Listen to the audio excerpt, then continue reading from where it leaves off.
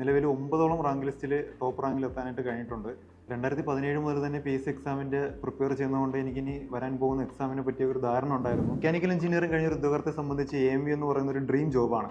അതിൻ്റെ പ്രിപ്പറേഷൻ നടന്നുകൊണ്ടുന്ന സമയത്താണ് എനിക്ക് ആദ്യത്തെ അഡ്വൈസ് കിട്ടിയത്. എക്സാം ഡേറ്റ് മെയിലുണ്ടെന്ന് അറിഞ്ഞപ്പോൾ തന്നെ എനിക്ക് ടെൻഷനായി.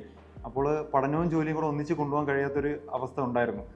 അതുകൊണ്ട് തന്നെ ഞാൻ വാട്ടർ അതോറിറ്റിയിൽ നിന്ന് ലോങ് ലീവ് എടുത്ത് പോയാണ് പ്രിപ്പറേഷൻ കൊണ്ടുപോയത്. ഓട്ടോബിൽ ഞാൻ പ്രിപ്പറേഷൻ തുടങ്ങിയത് കൃപാൽ സിംഗിൻ്റെ 2 ടെക്സ്റ്റ് വാങ്ങിച്ചിട്ട് അത് റെഫർ ചെയ്താണ് പ്രിപ്പറേഷൻ തുടങ്ങിയത്. ഡെമോ ക്ലാസ് കണ്ടപ്പോൾ തന്നെ എനിക്ക് വളരെ ഇമ്പ്രസ്ഡായി. കാരണം സാദിഖ് സാറ് വളരെ സിമ്പിളായിട്ടാണ് ഓരോ കാര്യങ്ങളും പറഞ്ഞ് നമുക്ക് തരുന്നത്. അപ്പോൾ തന്നെ ഞാൻ വിചാരിച്ചു ക്ലാസ് എടുത്ത് പഠിക്കാം.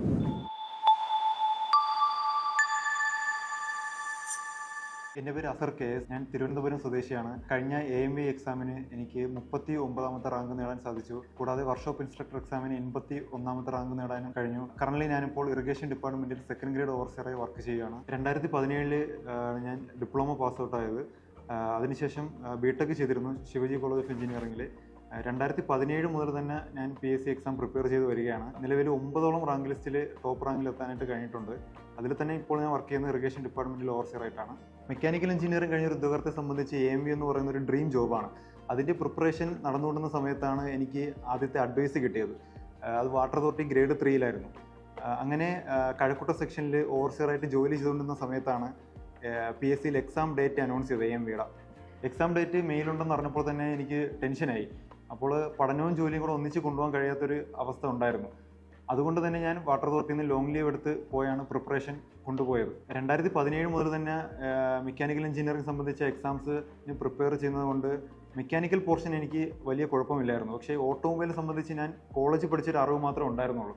അതുകൊണ്ട് തന്നെ ഓട്ടോമൊബൈൽ എന്ന് പറയുന്നത് സബ്ജക്റ്റ് എനിക്ക് വളരെ ഡിഫിക്കൽട്ട് ആയിരുന്നു ആദ്യം. ഓട്ടോമൊബൈൽ ഞാൻ പ്രിപ്പറേഷൻ തുടങ്ങിയത് കൃപാൽ സിംഗിൻ്റെ 2 ടെക്സ്റ്റ് വാങ്ങിച്ചിട്ട് അത് റെഫർ ചെയ്താണ് പ്രിപ്പറേഷൻ തുടങ്ങിയത്. അപ്പോൾ തന്നെ എനിക്ക് മനസ്സിലായി ഈ മെത്തേഡ് അത്ര നല്ലതായിരിക്കില്ല എന്ന്. അപ്പോഴാണ് എൻ്റെ ഒരു ഫ്രണ്ട് വിന്യാസിൻ്റെ ക്ലാസ്സിനെ പറ്റി പറഞ്ഞതും അങ്ങനെയാണ് ഇതിലോട്ട് എത്തിപ്പെട്ടതിനെ. ഡെമോ ക്ലാസ് കണ്ടപ്പോൾ തന്നെ എനിക്ക് വളരെ ഇമ്പ്രസ്ഡായി.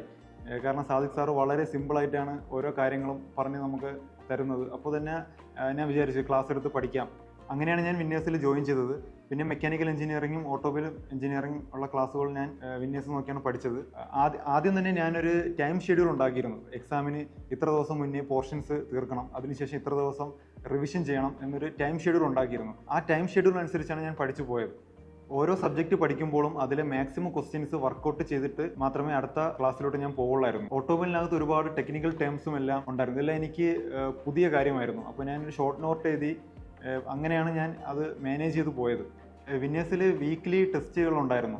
അപ്പോൾ ആ ടെസ്റ്റുകളിൽ നമ്മൾ അറ്റൻഡ് ചെയ്ത് നമ്മളെ മാർക്ക് അറിഞ്ഞ് നമ്മളെ റാങ്ക് അറിഞ്ഞ് നമ്മളിപ്പോൾ ഏത് ലെവലിലാണ് എത്തി നിൽക്കുന്നത് നമുക്ക് അറിയാൻ പറ്റുമായിരുന്നു. ഇനി PSC പ്രിപ്പയർ ചെയ്യുന്ന ഉദ്യോഗാർത്ഥികളോട് എനിക്ക് പറയാനുള്ളത്, നമ്മൾ ഒരിക്കലും ഡീമോട്ടിവേറ്റ് ആവാതിരിക്കുക. നമ്മൾ പോകുന്ന വഴി നമ്മളെ ഡീമോട്ടിവേറ്റ് ചെയ്യാൻ ഒരുപാട് ആളുകളും നമ്മൾ അതിൽ നിന്ന് പിന്തിരിയാനായിട്ട് ഒരുപാട് കാരണങ്ങളുണ്ടാകും. പക്ഷെ നമ്മൾ അതിലൊന്നും മനസ്സ് മാറാതെ നമ്മൾ കണ്ടിന്യൂസ് ഒരു ഡെഡിക്കേറ്റഡ് ഹാർഡ് വർക്ക് നമ്മൾ കൊടുക്കണം.